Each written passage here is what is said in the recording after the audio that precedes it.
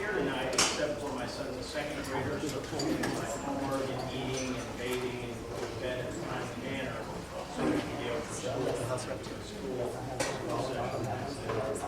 I do want to thank the Jefferson County Chamber of Commerce for setting this up and inviting me. This is the only event that's been held prior to this next election next Tuesday. And I think that the voters of this, we have a problem with volume. We can't hear you back here.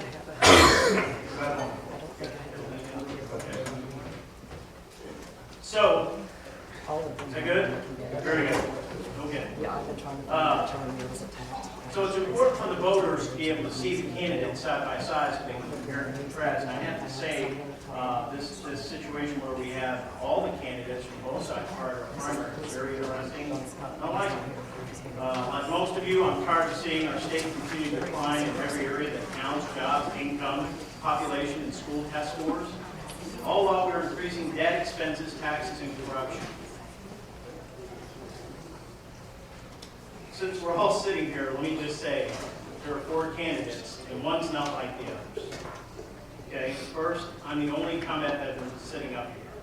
I served in the U.S. Army for 3 years on active duty, and had service in Desert Shield and Desert Storm on the ground, Saudi Arabia, Kuwait, and Iraq. The other thing is, I believe I'm the only one that's got a degree from Southern Illinois University at Carbondale. I got a degree in marketing in 1996. The reason that's important is I fully understand and am aware that the largest employer in Southern Illinois, which is Southern Illinois University, I understand that the jobs, what the jobs mean to this area, but I also understand the value of the degree that you can earn at that institution. Personally, I leverage mine into having a successful business and being very successful in sales. Next, I believe I'm the only small business owner sitting here. In 2003, I borrowed from my 401k account, decided to open an insurance agency. Fortunately, I had a wife who was just as smart, probably smarter than I am, to help me out in that endeavor and continues to manage our business today. Thank you, sir. Yep. 2-minute intro from William Bill Kilquist. Good evening. I want to thank the Chamber for holding this event tonight and the people that came here to listen to us. My name is Bill Kilquist. I'd like to tell you something about me. I am a graduate from Southern Illinois University at Carbondale. I have 2 degrees. And from SIU. And I started my career like a lot of kids that their parents couldn't put them through school. I had to work for a living, and I had to get a job. I wanted to teach school. I wanted to be a school teacher. And I found a job working with the student police force at SIU. I was a student police officer. And the more I worked at that job, the more I liked it. I then took all my experience, my vast experience, went over to Jackson County Sheriff's Department, told the sheriff who I was, and I needed a job. He said, "How you vote?" And he hired me, but I had to pay a certain percentage of my salary to work for the party in order to vote, and they took it out before I voted, or before I got my check. I then went to Carbondale Police Department, where I worked for 10 years, and as a police officer, worked my way up from patrolman, crime prevention officer, detective, made some great cases, and there was a person that came to me and wanted me to run for sheriff. They had ran for sheriff, was elected sheriff for 6 terms, unprecedented in Jackson County. Then went to work for the Illinois Department of Corrections at Murfreesboro. I was a warden there. I was a warden at the Illinois Department of Corrections at Harrisburg. And currently I serve on the John A. Lewis College Board of Trustees. Great. Thank you, sir. 2-minute opening now from Terry Bryant. Good evening, and I want to thank everyone for being here tonight. It's really a great crowd. I am Terry Bryant, and I'm running for the 115th District. And I'd like to introduce my husband, who's in the back of the room. Rick and I have been married for 32 years. We presently live in Murfreesboro. We've been there for 27 years. And I've known him since I was 12 years old, so we've had a great time together. We share 2 children, 29-year-old daughter who is a nurse for Southern Illinois Healthcare, and our son who is a volunteer fireman in Gorham and works for RP Lumber. We have 2 beautiful granddaughters, Tara's our daughter's children, and so we really enjoy being grandparents as well. I am a 19-year veteran of the Illinois Department of Corrections. I'm a dietary manager. I manage about a $3.5 million budget at this time. That includes the food and also manpower and all of the other supplies that we have to have. I respect the fact that Mr. White says that he's a combat veteran, and I applaud him for that. My brother is a colonel in the United States Air Force, but 20 years in the Department of Corrections in one of the most dangerous jobs within the Department of Corrections makes me understand clearly the dangers that we face each and every day with the people that surround us.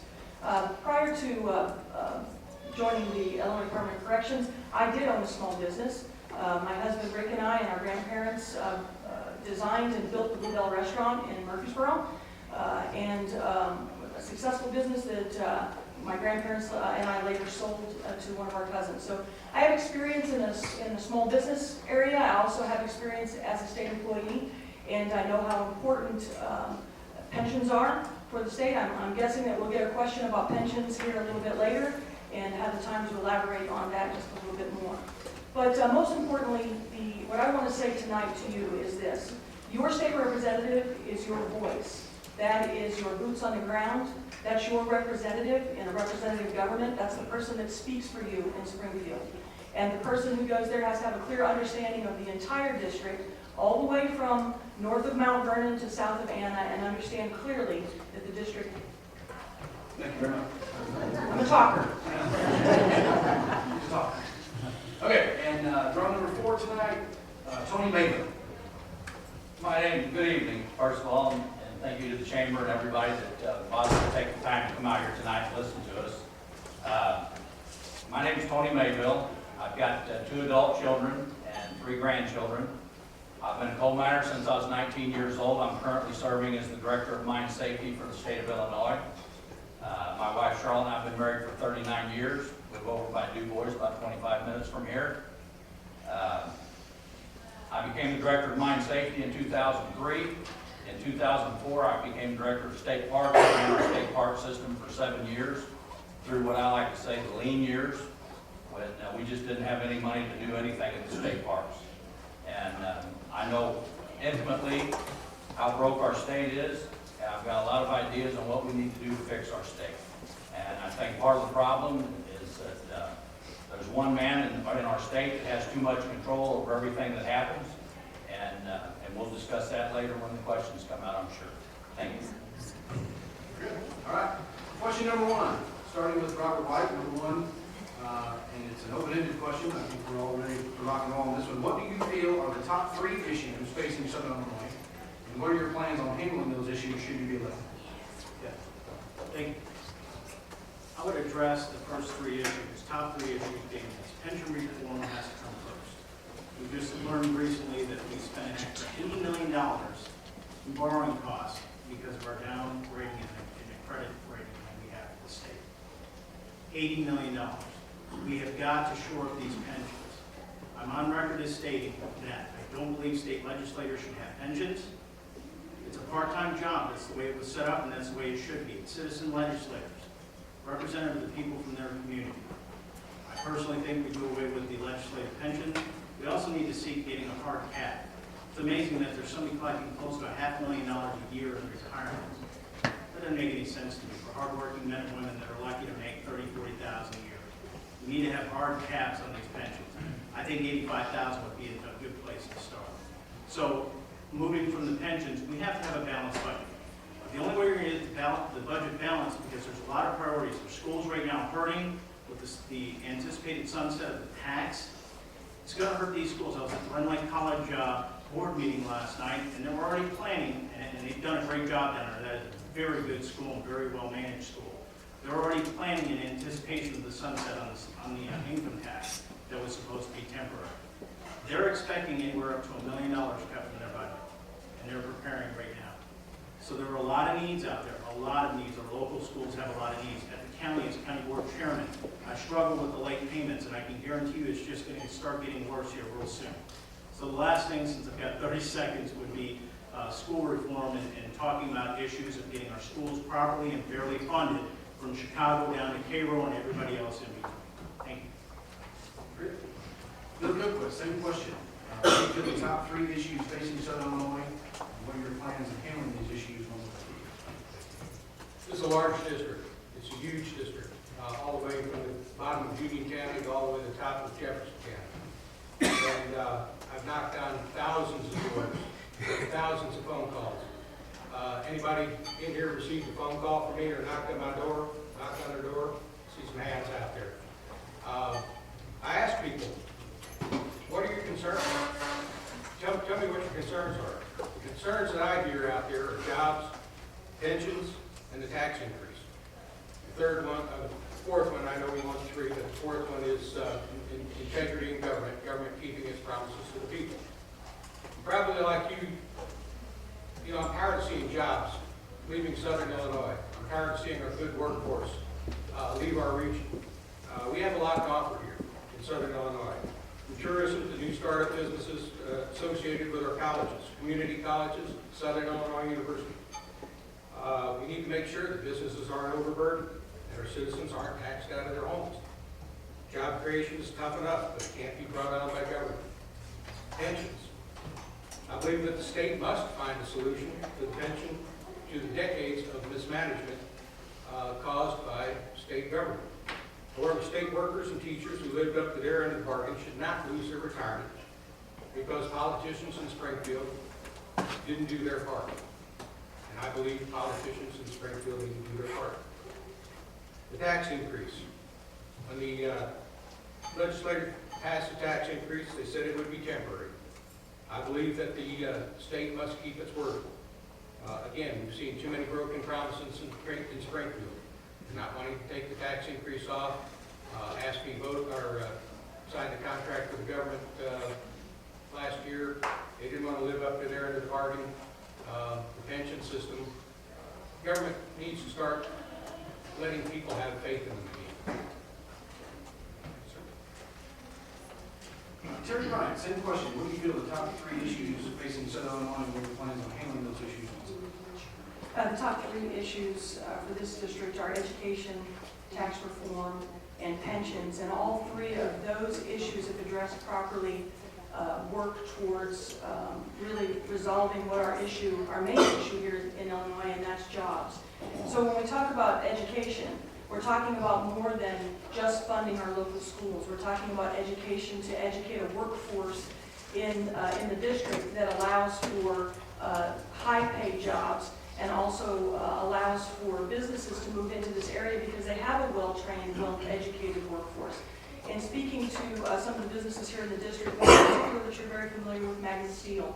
And at Magnum Steel, they have a very good program worked out with Ren Lake College, where Ren Lake actually trains the workforce that Magnum Steel needs. And so there are some programs that are already set up in order to train high-paying positions. In regard to tax relief, as long as we continue to tax and burden businesses, they will not come into this state. Portions of the 67% tax increase do not sunset, and are at the same time that we're expecting this to. So it's going to go on and on. You can basically say once a tax, always a tax, because once they have us, they're never going to turn us loose. And that's something that we need to remember on any tax referendum or any tax issue. And thirdly, of course, we do need pension reform. Do not support the pension reform that recently passed. I believe that your word has to mean something, and when you tell a workforce that they have something coming to them when they retire, you have to stand good for your word. If you let your government tell you one thing and then fall back on that, where does it end? Well, basically, I've got to give the same answer because it is the answer. You know, they all, just like Terry said, they all go hand in hand. The budget crisis that we're in right now, the funding of the pension crisis and education, and the way that we fund education in this state is unbelievable. When you've got school districts in northern Illinois getting $30,000 a student, and you've got school districts in southern Illinois getting $3,000 a student. Then when they all get out of high school and they all go to the University of Illinois or they all go to SIU to compete, who do you think's got the advantage? It's not our kids, I can tell you that. And we need to fix that. And the budget, I can talk about the budget all day long. They have to sunset the tax, the temporary income tax has to be sunset. Like Bill said a while ago, it deals with credibility of the government. If they don't, if you come in and you say you're gonna do something and then you don't do it, why is anybody gonna believe you the next time? The whole reason they put it, remember, the whole reason they put that sunset clause in there was to keep the public from going crazy on them from raising 67% income tax. So they put that in. Now it's convenient now to come in and say, well, we really need the money. We're always gonna really need the money. We've gotta go back, we've gotta let it sunset. Right now, they should be having meetings in Springfield and figure out what they need to do revenue-wise. They need to figure out what they need to do to cut spending and pension, like everyone's talked about. We have to fix the pension. It has to be done. And we can blame the politicians that haven't done their part, they haven't. And the problem doesn't go away. You can't go in with the legislators in a room and the governor and sit down and cut this deal and say, here's the answer, this is what's gonna fix it, and leave all the unions that represent all those workers out of the room, and then walk out and hand it to them and say, here it is, take it or leave it. Well, now it's gonna go into court and it's gonna get left, is what's gonna happen. Thank you. 1 minute vote. Okay, thank you. Speaking to Megan, still in partnership with Run Lake College as the vice chairman of the Workforce Development Board, that's something that we've worked on together to make sure that that's happened, that we utilize all of our resources down here. As county board chairman, I've always focused in on the resources that we have to maximize the value of it. That we've had tremendous amounts of opportunities that just lay dormant. We already had them in our arsenal. So we've got to continue working towards that. And to Mr. Mayville's point about these legislative agendas, I have negotiated and I continue to negotiate with 3 separate public service unions for the county. ASME, FOP deputies, and FOP corrections. I have to negotiate with them on an annual basis and through the grievance process as well.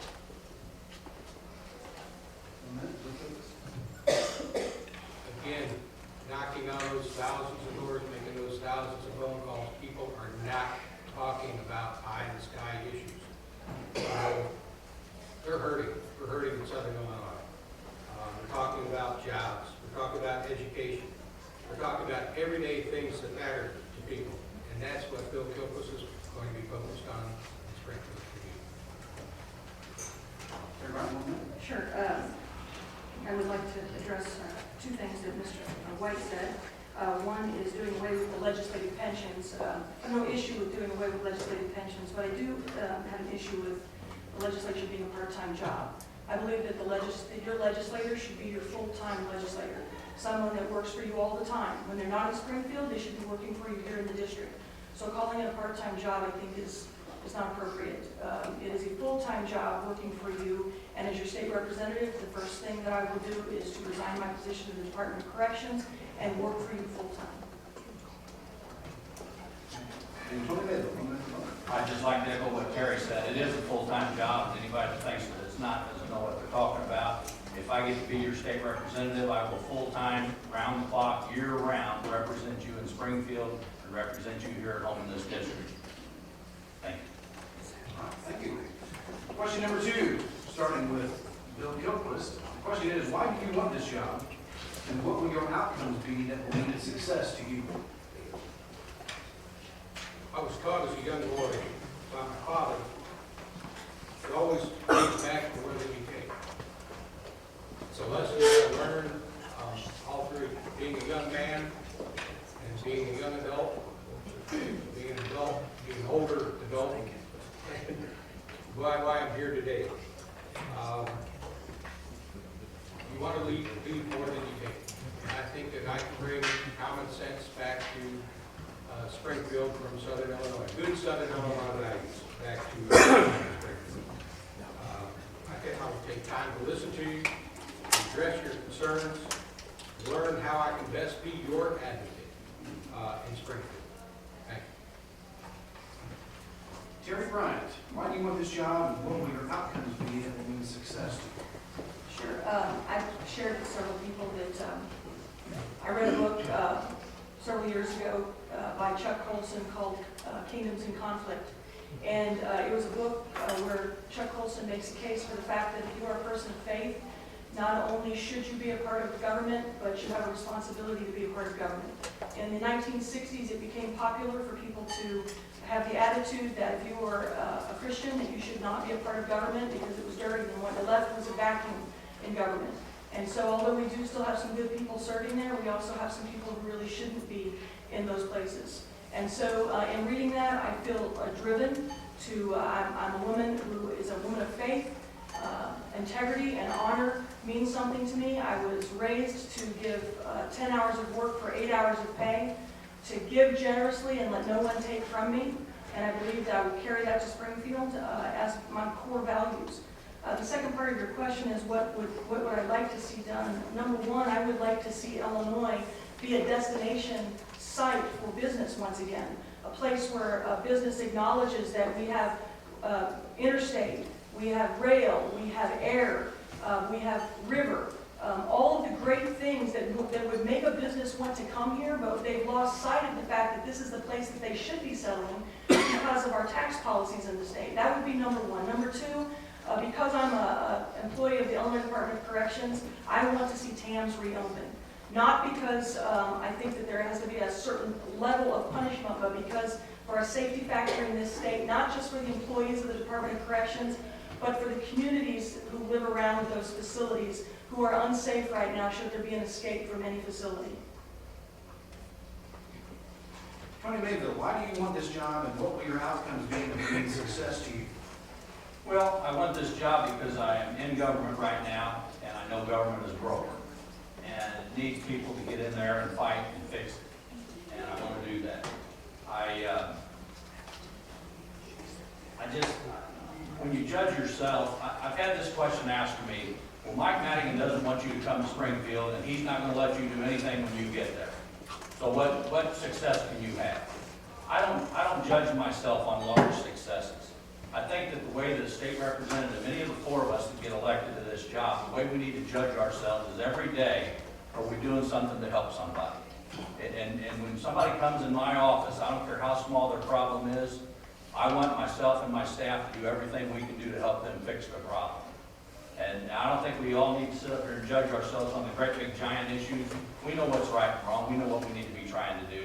But we need to be helping you. When you've got an issue of any kind, we need to get in the middle of it and give you somebody that's got your back and is going to help you do what you need done. Robert, same question. Why do you want this job and what will your outcomes be that will mean success to you?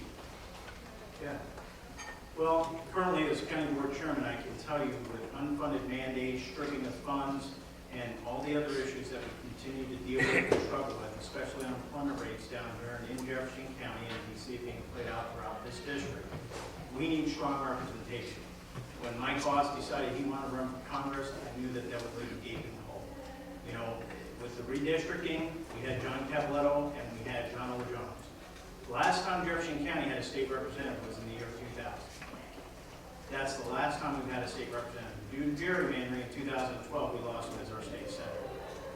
As a county board chairman, it's important to me, and I'm sure that would be the same for my other county board chairmen, because they've told me that.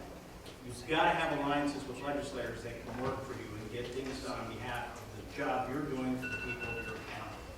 And I want to fulfill that. I've been born into customer service. My mother is a nurse. My first job was a newspaper deliverer. I worked at Burger King at the age of 15. I'm very proud of that little pay stuff that I got, making $3.35 an hour was at minimum wage at the time. I parlayed that into working as a legal specialist as my full-time job in the Army, being in services to a lieutenant colonel that I had to work with on a daily basis as an 18-year-old kid, scared to death. Coming out of the Army, I worked at the VA hospital in service to our veterans. And then once graduating SIU, went into the insurance business, and trust me, that is customer service oriented. We need people we can trust. We need people that understand the issues and know how to get things done, and that are going to stand up and have a strong voice. That's what I'm seeking from a candidate, and that's why I would be that candidate. Thank you. Mr. Gilchrist, 1 minute ago. I'm not looking for this as a career. I've had a career. I want to represent Southern Illinois. I want to represent the people in Southern Illinois, my people in Southern Illinois. I will not take the state pension that comes with the position. I have one pension. I think that'd be double dipping. I will not vote for a pay increase for myself or for other legislators like they've done in the past. I think they work for us. For them to vote for a pay increase for themselves is wrong. So I'll fight for that, and I will not let them do it again. Thank you. Terry Bryant, 1 minute.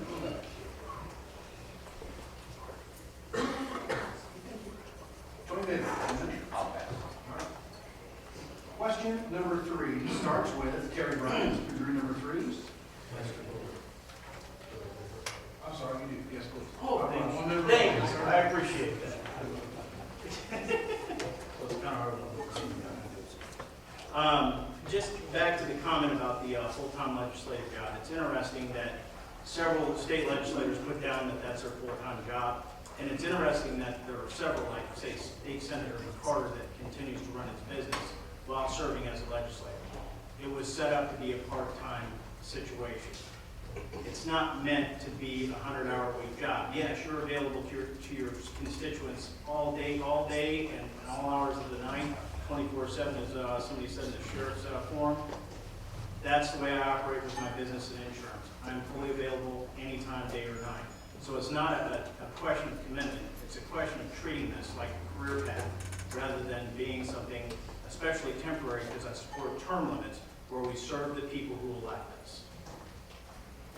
Thank you, sir. My apologies for that. Okay, question number 3 is going to start with Terry Bryant. The question is this: what will be your first action when you get to Springfield, and why?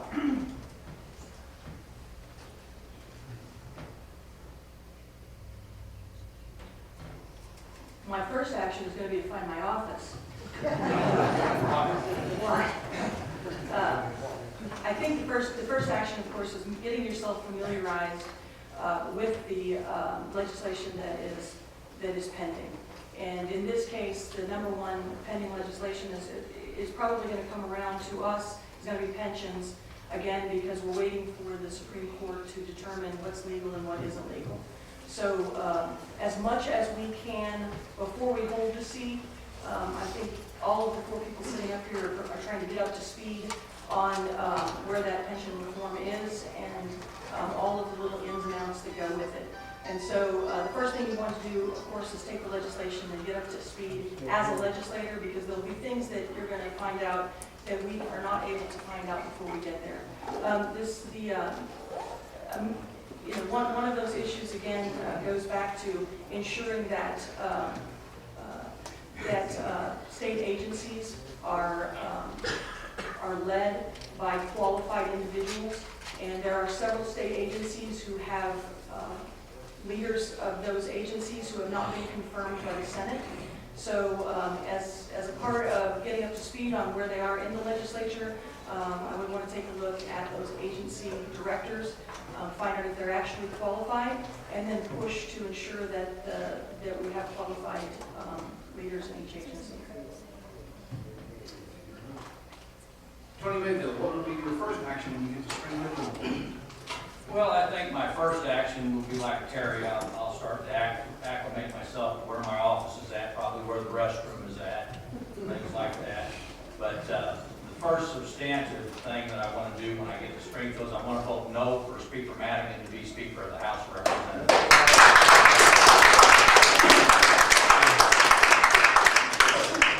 And that ends my yeah, I don't think I need to say anything. All right, then. Robert White, same question. What will be your first action when you get to Springfield, and why? Okay, that's pretty easy for me. It's the same thing I did coming in as a county board member. First thing I'm going to do is seek out the leader of the caucus and have a meeting. And then it will become my goal, before I find my office or the bathroom, to meet with as many legislators from around the state, regardless of party, so that I can meet them, and all the questions you all have been asking me, I can then ask them, and I can take stock of each answer and find out who my allies are, people that believe the way we do, so I know that I can work with them to best serve you. And that's what I would do. And I have to agree, I hadn't thought about that, that's very good. But if I'm elected, I'll be in the minority party, but I still would vote no for Mike Madigan to Speaker of the House. Thanks, sir. Bill Kilquist, same question. What will be your first action when you get to Springfield? I think that's a pretty easy question for me. I think my first order of business is to get to know the other legislators that I'll be working with, and what makes them tick, and how I can work with them and not against them. I've always thought that the bridge between good politics and good government was compromise. As a young man, starting a police union in the city of Carbondale, I always thought that the unions won and management lost.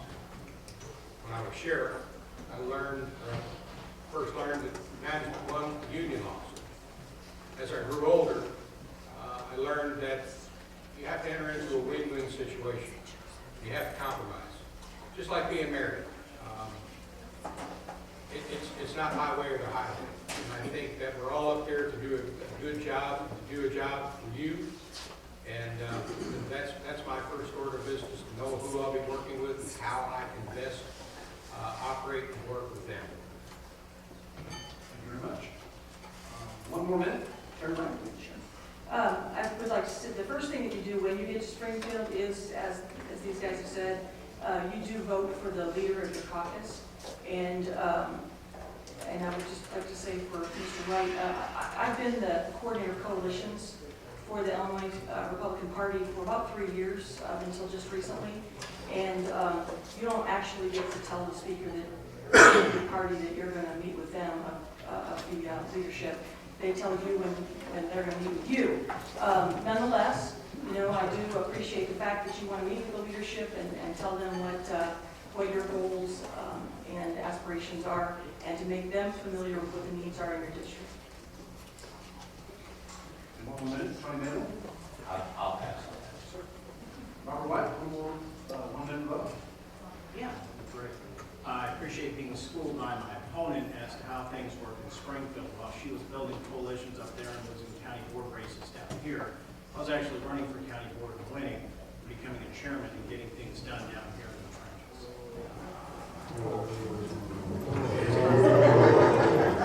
And one more minute, Bill Kilquist.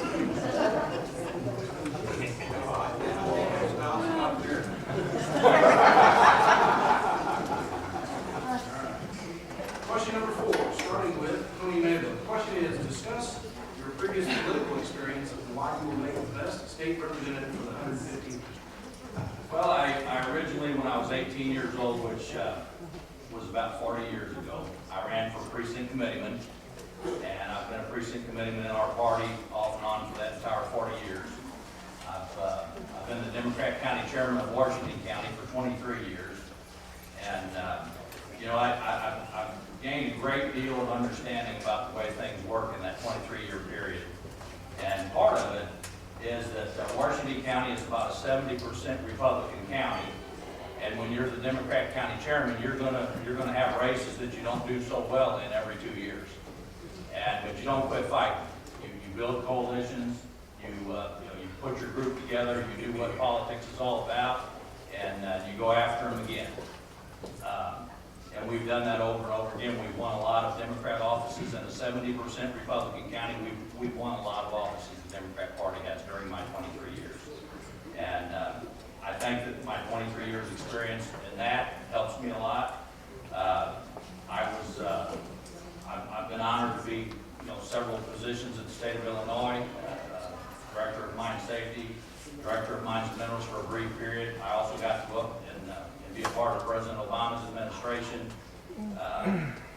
You deal with a lot of different people, and they've all got their views of where things need to go, and you learn to work with them through politics. You learn that your idea is not always the best idea, but you got to stand up for what you're trying to stand up for, and you got to give people the respect that they're trying to stand up for the ideas that they believe in. Thank you. discuss your political experience and why you will make the best state representative for the 115th district. All right, Nick. The reason I believe I would be the best qualified candidate becoming our state representative is understanding what actions occur up there and how they directly affect us down here. As a small business owner, I know what the onerous regulations are. I know firsthand selling and dealing with workers' compensation, dealing with risk management for small businesses that provide 70% of the jobs in this state, what they're dealing with being uncompetitive. I deal with this on a daily basis. As a county board chairman, I struggle with unfunded mandates. I struggle with the stripping of funds. I've got a regional superintendent candidate sitting over here, or I'm sorry, sitting regional superintendent, another sitting regional superintendent. About a year ago, the funds got cut off to pay these folks. Okay? We can argue about full-time or part-time jobs. They weren't getting paid for anything they were doing. Okay? This nonsense has to stop. I know what the collateral damage is down here. I'm not interested in poetry and prose up in Springfield. I'm interested in the results that are going to best suit us down here.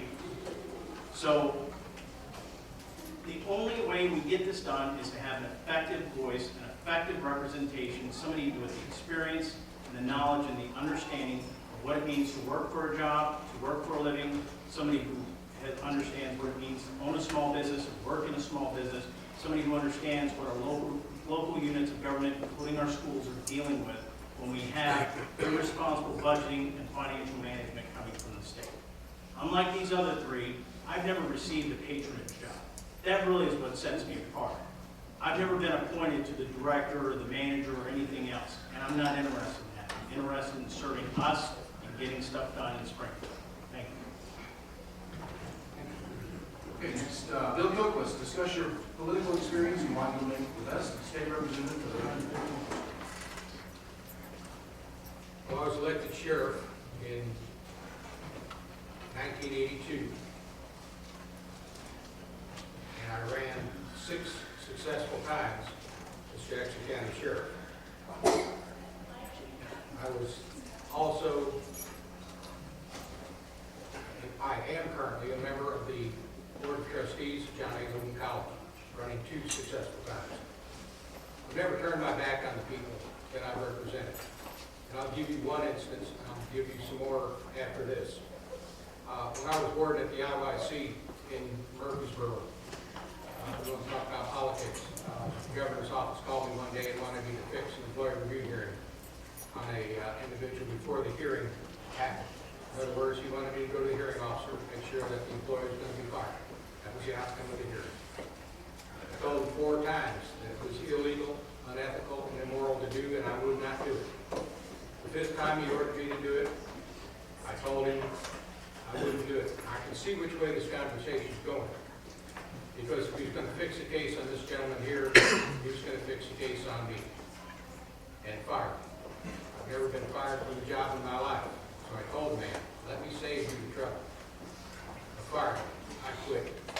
That day I walked out on an almost $90,000 a year job. I came back a year later, they fired the gentleman. I came back a year later and testified for the person in an arbitration hearing. The director was there. He ordered the employees not to look at me and talk to me. Wanted to make an example out of me. But I testified for that person. I stood up for Southern Illinois in that case.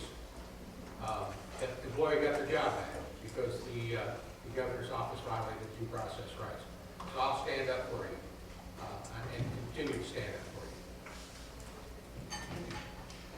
Terry Bryant, same question. Discuss your political experience and why you make the best state representative for the 115th. First, I'm very happy that Mr. White brought up county board race that I lost because I'd like to clarify that a little bit. I ran in a race that was 2,000 votes Democrat and 1,000 votes Republican, and I was told from day one that I couldn't win.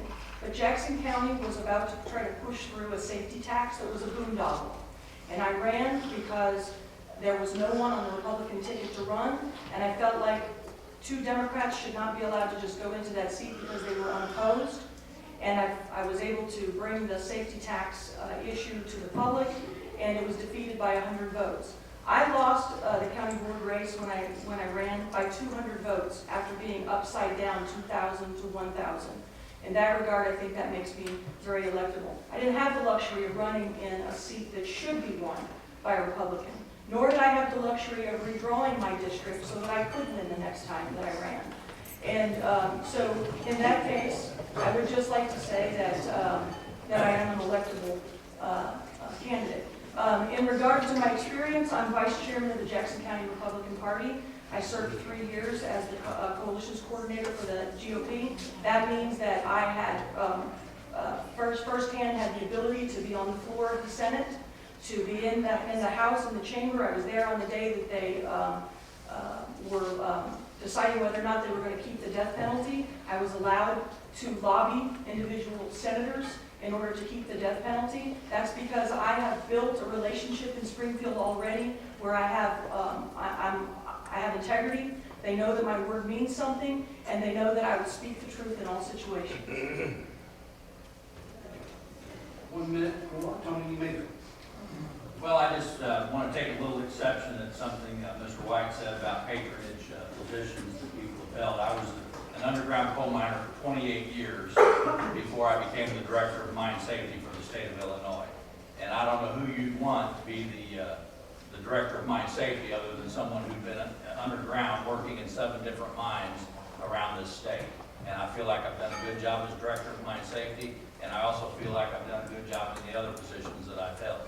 I would not have been asked to go up and work for the Obama administration as the #2 guy at the Mine Safety and Health Administration if I didn't have an impeccable reputation in the mining industry. Thank you. Robert White, 1 minute vote.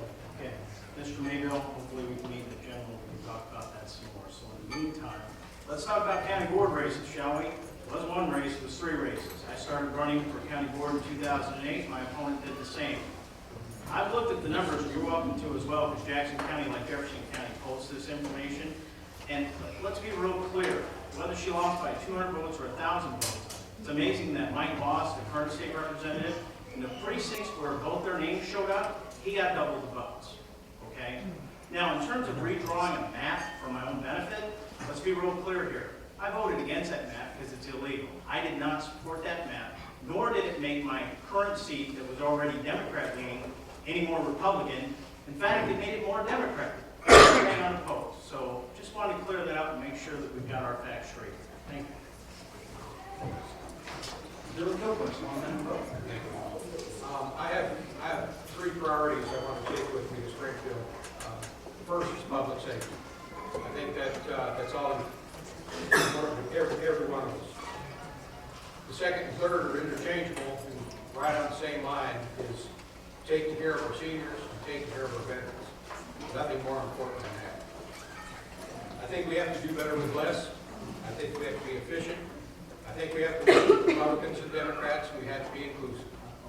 We have to pass a fiscally responsible budget. If our program's working, if they're not working, there's no funding. We have to encourage results. We have to create more jobs by being business friendly.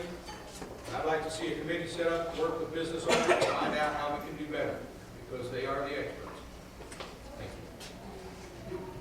And 1 minute vote, Terry Brown. Sure, 2 things. Number 1 on patronage jobs. I started in the Department of Corrections at an entry-level position as a food supervisor 1.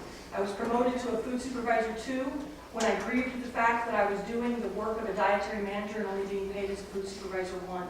I then went and did a routine interview, which is which actually is governed how those interviews have to be done, and they're watched very strictly. And I earned my job in the Department of Corrections. I didn't sleep my way to the top. I didn't buy my way to the top. I earned everything that I got, and I've kept it while I've been there. And the second thing is this. The person who is your legislator has to be someone who has the disposition and the temper to be able to govern and to be able to take a poke once in a while and cannot lose their temper because someone tries to push their buttons.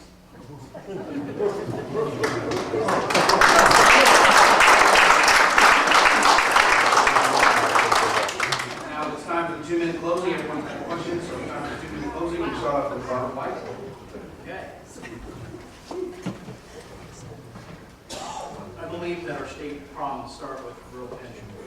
already stated that. I believe that state legislators should not receive retirement benefits, and I believe that there should be a hard cap of 85,000 on pension benefits. It's only fair to the hardworking men in the state of Illinois, especially in 115th.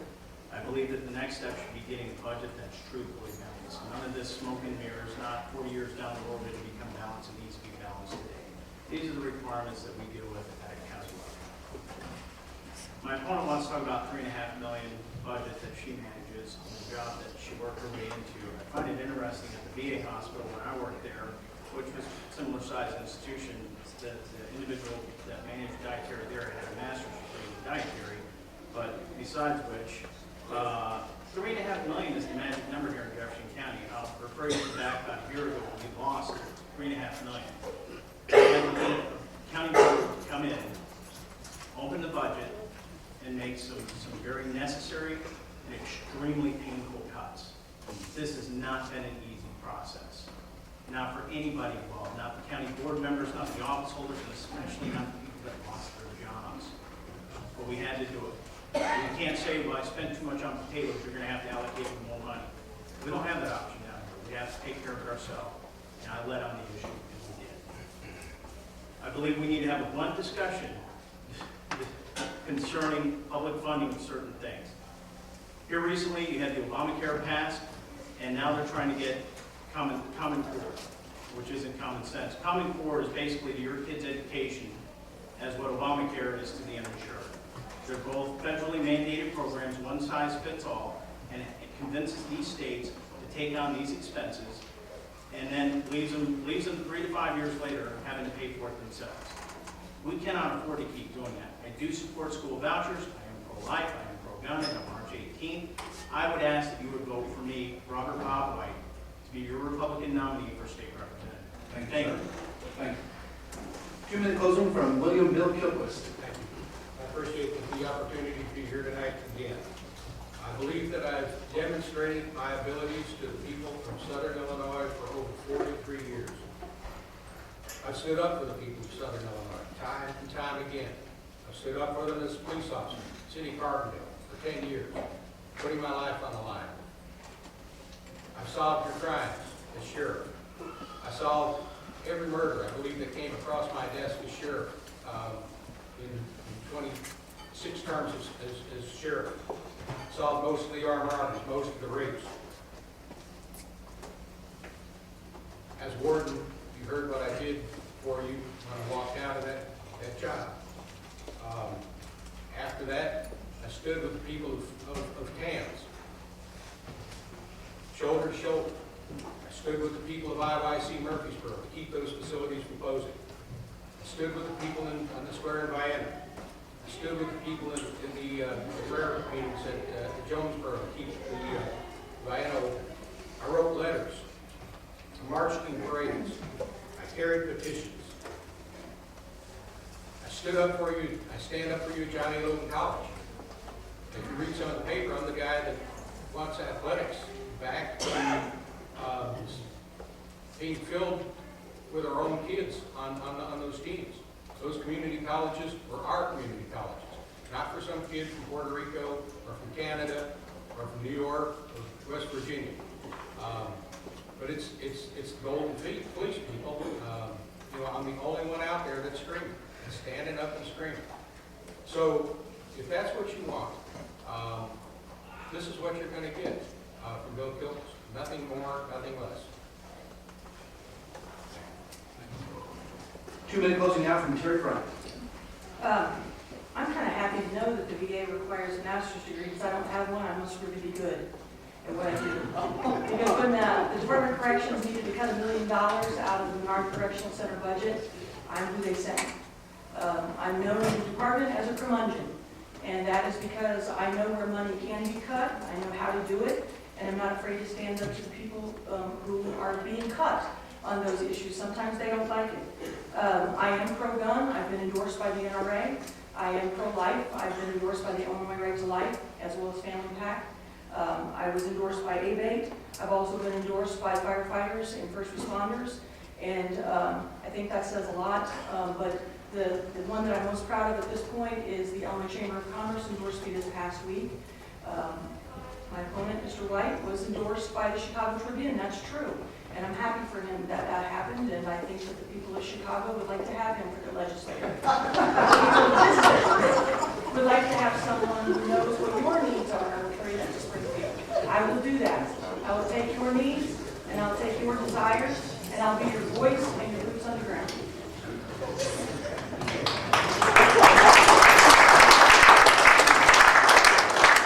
Now, 2-minute closing by Tony Mayville. Again, my name's Tony Mayville. I want to be your state representative in Springfield. I didn't really feel like I needed to introduce myself to any of you tonight because I'm sure you've got about 13 cards with me holding pies or me doing, sitting in Rod Blagojevich's pocket or Rod working me on some kind of a puppet string. My opponent, I was on the website today, my opponent has received over $100,000 now from two political campaign funds. One is Friends of Michael J. Madigan, and the other one is the Democratic Majority, which is a fund controlled by Michael J. Madigan. He's received over $100,000 in other donations from various unions and folks that I support. But some of the donators on there, I kind of question why are they donating money to him other than that Speaker Madigan has leaned on someone to donate money to him. I noticed a state representative candidate gave $5,000. A sitting state representative up north gave him $5,000. Altogether, he's had $206,000 in $1,000 or more donations put into his campaign fund, and one donation of $1,000 came from inside the 5 counties of this district. The other $205,000 came out of this district, into this campaign. Now, it's very hard to fight that kind of money, but we're fighting a very good fight, and I think we're winning the fight. I would like to say I've known Bill Kilquist for about 20 years now, and Bill Kilquist is a pretty good guy. I'm sorry that he's the one that they talked into running against me, but don't make any mistakes about this. This race is between Tony Mayville and Speaker Mike Madigan. That's who this race is about. It's between the two of us. And if you want Speaker Madigan to have a guy that he's financed to sit in this seat like he does in about 69 or 70 other seats in the state, then you should go vote for my opponent. If you want to have a guy that you feel is your voice and that you've helped elect and that you finance, then you need to go vote for Tony Mayville. I thank you for making that decision. I don't think it's a very tough decision, but I appreciate you making that decision next Tuesday. Thank you.